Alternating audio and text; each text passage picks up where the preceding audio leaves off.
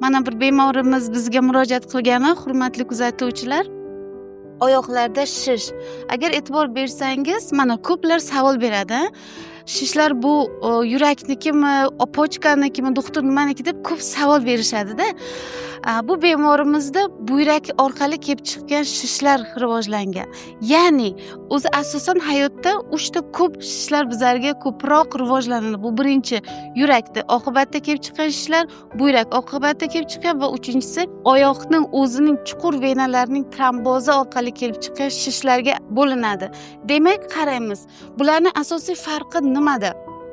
Buyrak shishlari ko'pincha yumshoq xamirsimon bo'ladi. Buning asosiy sababi o'sha qondagi oqsillar siydik orqali chiqib ketgani oqibatida bularda yumshoq, qonning plazma qismi yumshoq tashqariga chiqqani uchun yumshoq xamirsimon bo'ladi va ular ko'pincha kunduzi ertalab paydo bo'ladi.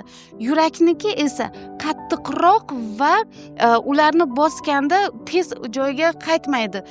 Uning rangi ko'pincha ko'kimtir, qizg'ish rangda bo'ladi.